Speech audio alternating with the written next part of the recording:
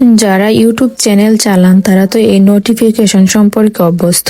Music ব্যবহার করে যদি আমরা ভিডিও বানাই, কয়েকদিন পর পর এই মিউজিকে কপিরাইট চলে আসে বা মিউজিকটা মিউট করে দেয়। চলেন দেখিয়ে দিই আজকে আপনি ইউটিউবের আগে আপনি কিভাবে সহজে ভিডিওটা ডিলিট করতে পারবেন। আমার মনে হয় ইউটিউবের আগে ডিলিট করাই আপনার চ্যানেলের জন্য অনেক ভালো। দিস ভিডিওতে ক্লিক করে দেবেন, আপনার ভিডিওটাতে নিয়ে আসবে। ওখান থেকে কিন্তু ভিডিও ডিলিট করা যায় না। এই যে 3 ডট অপশন, এখানে চাপ দিলে এই ছোটখাটো বিষয়গুলো অবহেলা করলে এমনও হতে পারে আপনার চ্যানেলটা ডিলিট হয়ে যেতে পারে। আমারও এরকম হয়েছিল, অনেক কষ্ট করে চ্যানেলটা ফিরিয়ে এনেছি। এখানে ডিলিট ব্রাউজিং আছে কিন্তু ভিডিও ডিলিটের কোনো অপশন নেই। তারপরে চলে আসলাম, সোজাসুজি ইউটিউব অ্যাপসে চলে যাব। ডাটার সমস্যা, একটু লোড করতেছে, একটু অপেক্ষা করি। তারপরে এই যে কর্নারে চ্যানেল আইকনটা দেখা যাচ্ছে, ওখানে চাপ দিয়ে তারপরে আমার চ্যানেলটা চলে আসছে।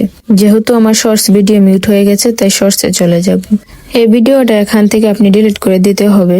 এখান থেকে আমার সব শর্টস ভিডিও দেখা যাচ্ছে। পাবলিক অপশনের পাশে যে আনলিস্টেড অপশনটা, ওখানে চাপ দিলে আপনার কোন ভিডিওটা মিউট হয়েছে দেখাবে। এখানে উপরে কর্নারে 3 ডট অপশনে চাপ দিলে ডিলিট অপশনও আছে, আবার ভিডিওটা সেভ করে পুনরায় ব্যবহার করতে পারবেন। আমি এখানে ভিডিওটা সেভ করে নিচ্ছি, একটু সময় লাগবে কিন্তু ভিডিওটা সরাসরি চলে যাবে এই যে গ্যালারিতে। আমি গ্যালারি অপশন খুঁজে এই যে ভিডিওটা চলে আসছে। এখান থেকে নতুন একটা মিউজিক দিয়ে বা ভয়েস দিয়ে ভিডিওটা পুনরায় ব্যবহার করতে পারবো। আগের মতো 3 ডট অপশনে গিয়ে ডিলিট অপশনে গিয়ে যে এখান থেকে ভিডিওটা, তারপর আমি ডিলিট করে দিলাম। ভিডিওটা সেভ করে ভিডিওটা ডিলিট করে দিলাম। ইউটিউব থেকে আপনাকে এমনি কোনো নোটিফিকেশন পাঠাবেন।